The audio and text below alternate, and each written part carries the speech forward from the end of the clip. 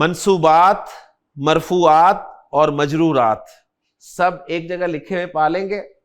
لہذا قرآن مجید میں جہاں بھی آپ کوئی اسم مرفوع، منصوب یا مجرور دیکھیں گے تو آپ کو اس کے مرفوع، منصوب یا مجرور ہونے کی وجہ اس لسٹ میں سے انشاءاللہ تعالی مل جائے گی.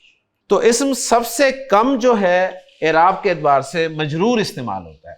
اسم کے مجرور ہونے کی صرف دو وجوہات ہیں.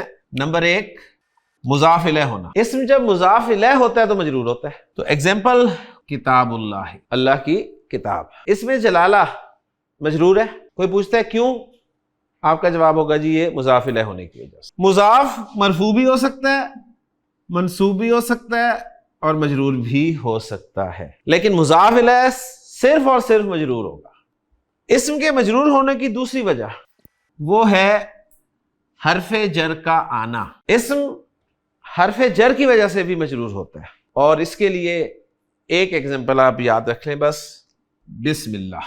کیونکہ اس میں اسم کے مجرور ہونے کی دونوں وجوہات جو ہیں وہ آ گئی ہیں. اسم مجرور ہے با حرف جر کی وجہ سے، اور با حرف جر پہ ہمیشہ زیر آتی ہے، اور اس میں جلالہ مجرور ہے مضاف الیہ ہونے کی وجہ سے. تو دونوں وجوہات پوری ہوگی یہاں پر. اب ہم دیکھتے ہیں کہ اسم مرفوع کب کب ہوتا ہے.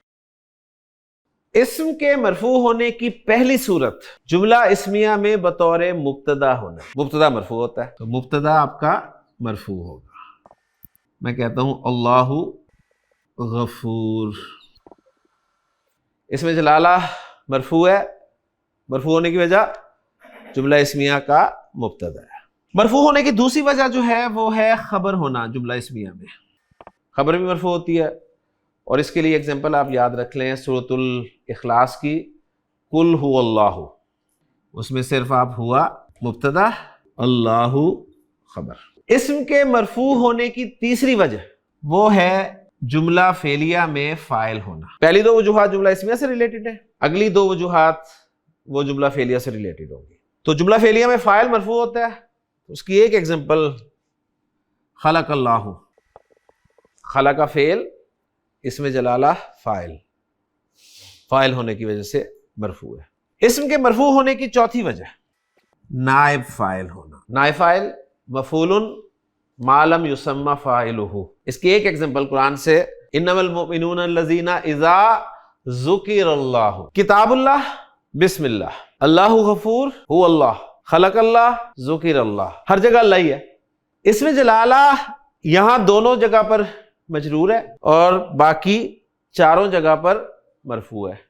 یہاں پر مجرور مضاف الیہ ہونے کی وجہ سے ہے اور یہاں بھی مضاف الیہ ہونے کی وجہ سے ہے، لیکن ہم ایگزامپل ایک اور لکھ لیتے ہیں للہ حرف جر کی وجہ سے. للہ ما فی السماوات و ما فی الارض.